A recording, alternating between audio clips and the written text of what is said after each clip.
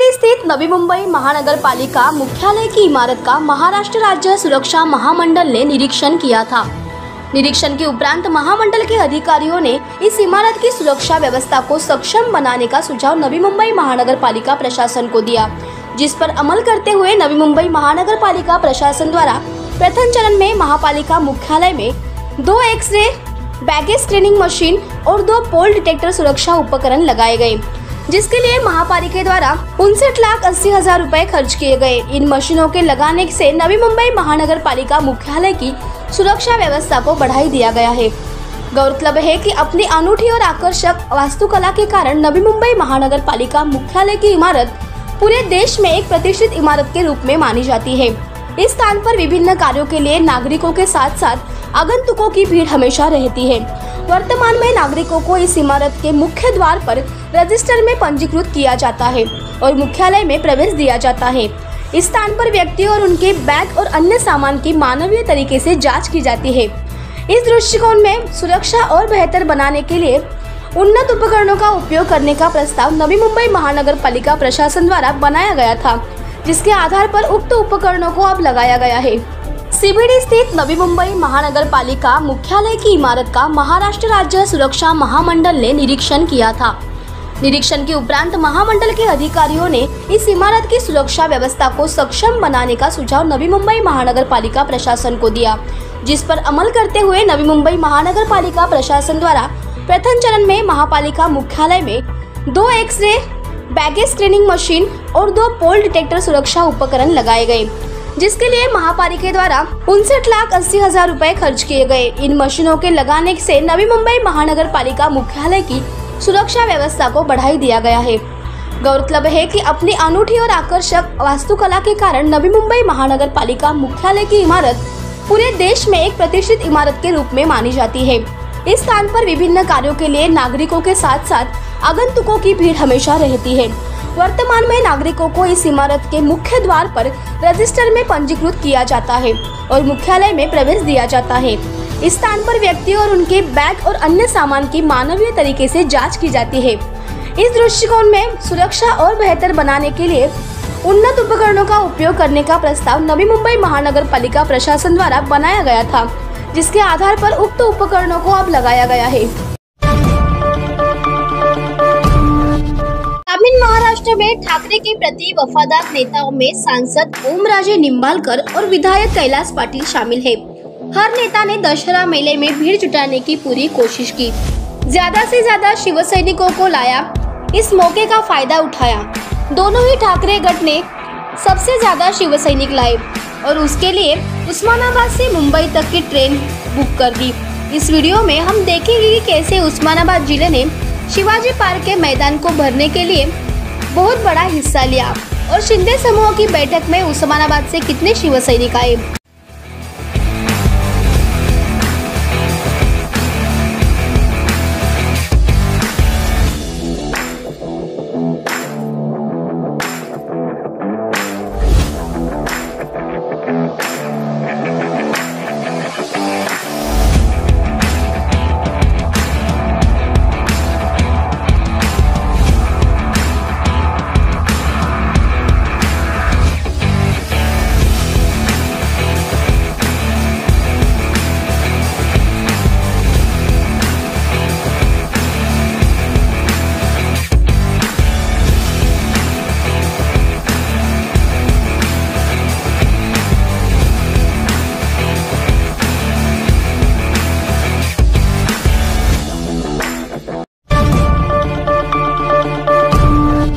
शिवसेना प्रमुख उद्धव ठाकरे का संतुलन पूरी तरह से टूट चुका है। अमरावती के सांसद नवनीत राणा ने आलोचना की है कि दशहरा सभा में उनके भाषण से पूरे महाराष्ट्र ने इसे देखा।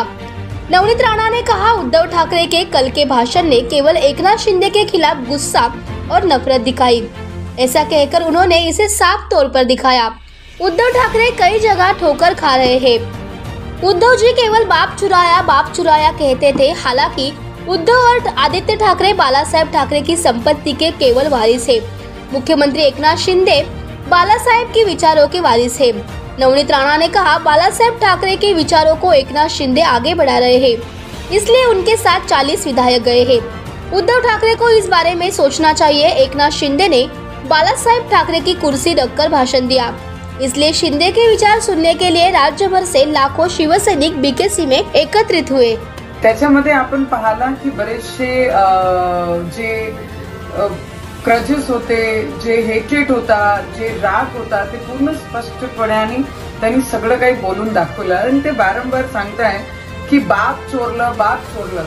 पण मला असं वाटते की आदित्य ठाकरे आणि उद्धव ठाकरेजी हा बाळासाहेबांचे वारिसदार होऊ शकतात, त्यांचे प्रॉपर्टीचे हकदार होऊ शकतात, पण जी विचारधारा आहे ती एकनाथ शिंदेजींसोबत आहे।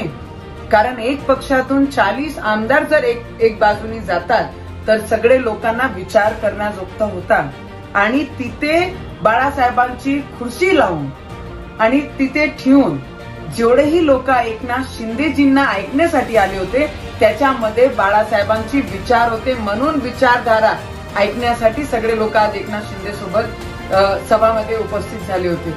तर मला असं वाटतं उद्धव ठाकरेजींची संतुलन हा पूर्ण बिघडलेला आहे आणि ते सगळं आज पूर्ण महाराष्ट्राने पाहिलेलं आहे की ज्या पद्धतीने ते बोलत होते, फिल्मचे काही डायलॉग्स सांगत होते। 2.5 वर्ष घरातून आपण बाहेर नाही निघाले उद्धव ठाकरेजी, आपण घरातच बसले होते।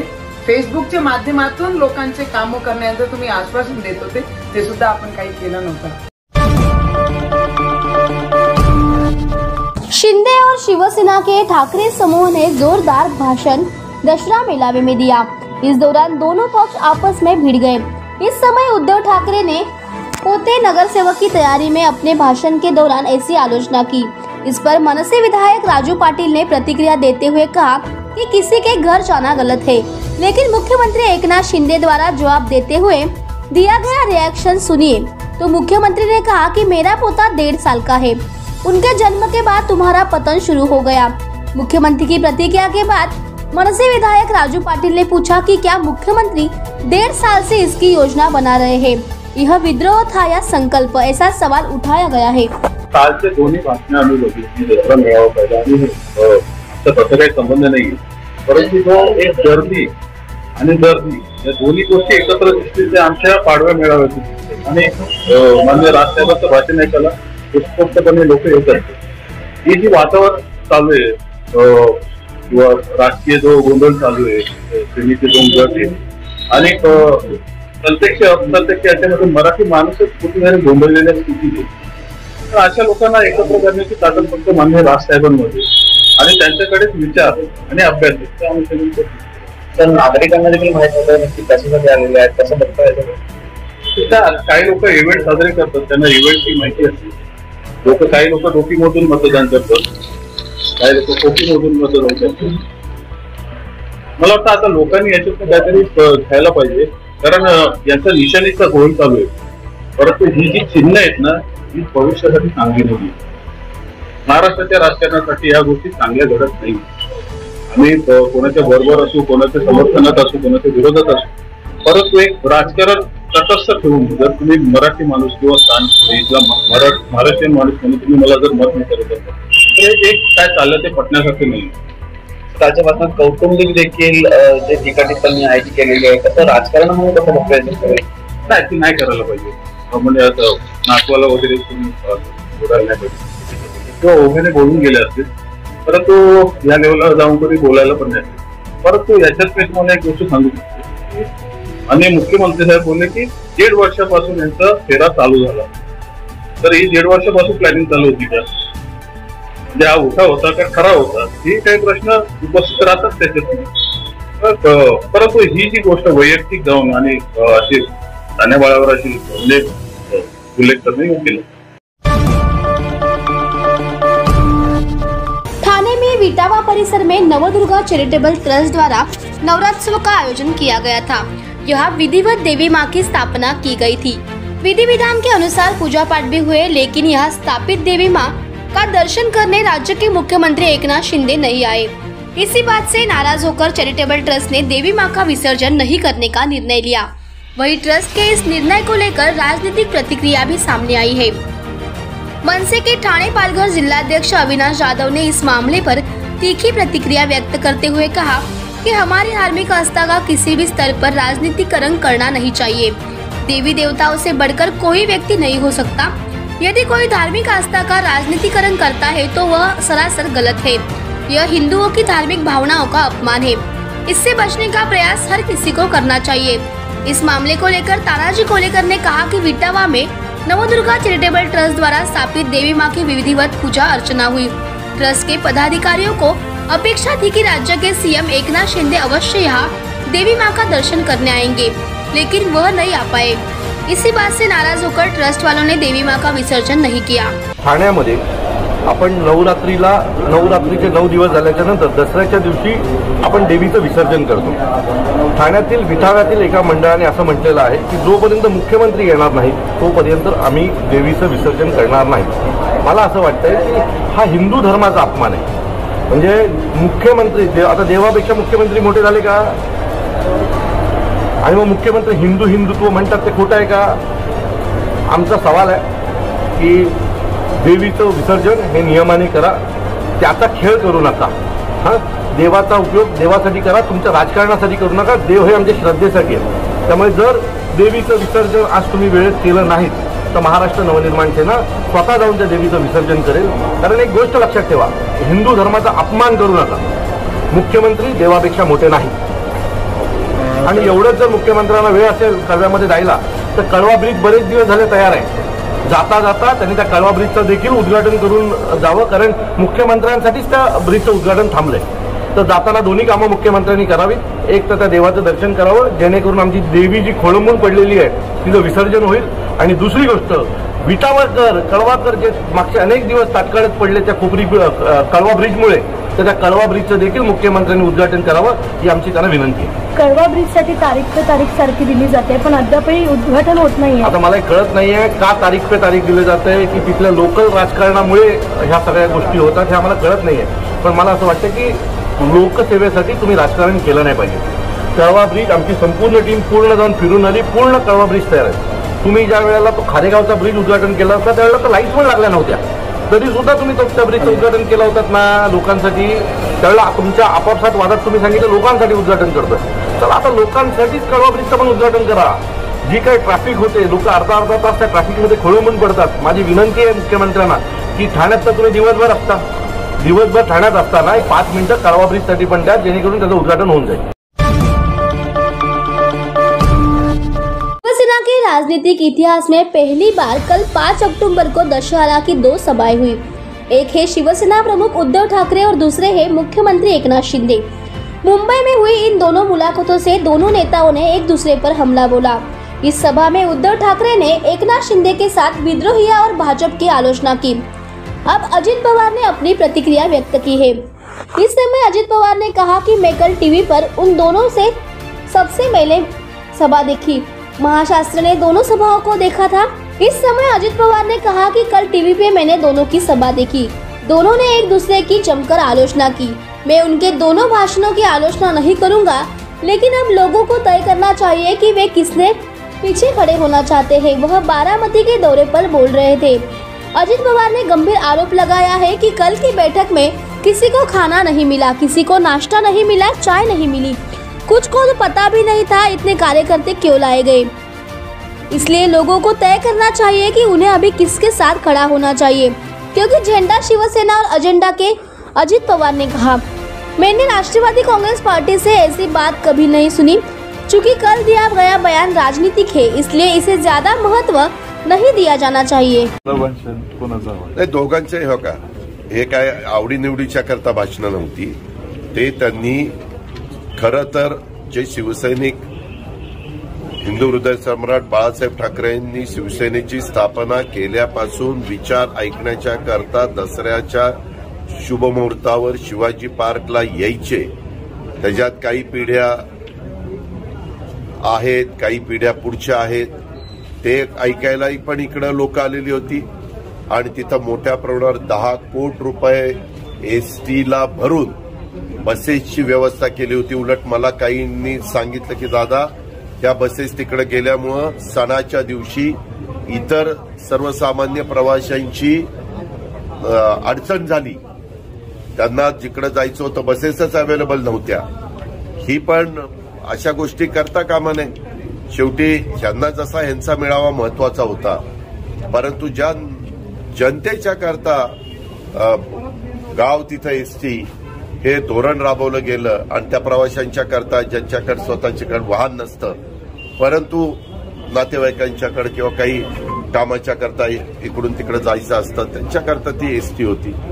पण ते सगळं कशा प्रकारे त्याचा वापर झाला वगैरे वगैरे वगैरे. आणि काही भाषणं फारच लांबली, नको इतकी लांबली. आता कुणाची लांबली ते तुम्हीच विचार. दादा, काल मेळावा झालाय, 2 मेळावा झाले, बीकेसीला बी झाला आणि शिवाजी पार्कला झाला, काय सांगायचं? सगळ्यांनी बघितलेलंच आहे ना. बीकेसीच्या मेळाव्यामध्ये काय मार्गदर्शन झालं, एकनाथराव शिंदेंचं आणि उद्धव ठाकरे साहेबांनी पण काय मार्गदर्शन केलं ते उभ्या महाराष्ट्राने पाहिलेले, तुम्ही पण सगळ्यांनी पाहिलेलं, आम्ही पण पाहिलेले. त्यांनी त्यांचे विचार सगळ्यांच्या समोर ठेवलेले. हा त्यांचा पार्टी अंतर्गतला प्रश्न असल्यामुळं त्यामध्ये सगळ्यांना ऐकण्याचं करता कुतूहल होतं. आणि त्याच्यामध्ये दसऱ्यासारखा महत्वाचा दिवस असताना पण सगळ्यांनी ते पाहिलं. दोन्हीकडे गर्दी होती, कशी गर्दी होती, काय होती. तुम्ही मीडियानी पण वेगवेगळ्या लोकांना विचारलं, तुम्हाला चहा मिळाला का, नाश्ता मिळाला का, पाणी मिळालं का, जेवण मिळालं का. त्यावेळेस काहींनी कसं सांगितलं, आम्हाला कशाला आणलं तेच आम्हाला माहित नाही, आम्हाला कोणी जेवायचं विचारत नाही, आम्हाला कोणी चहाचं विचारत नाही. असंही आम्ही टीव्हीवर त्या ठिकाणी बघितलं. एक तर माझं सकाळपासून 7 वाजल्यापासून बारामतीमध्ये संध्याकाळी 7 पर्यंत माझे कार्यक्रम होते, पिंपरी चिंचवड, पुणे आणि बारामती.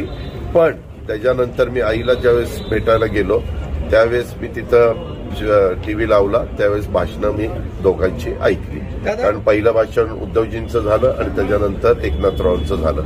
आपणही पाहिलं की काय दोघांनी भाषणं केली, काय केली. त्याच्याबद्दल आम्ही जास्त टीका टिप्पणी करण्याचं कारण नाही.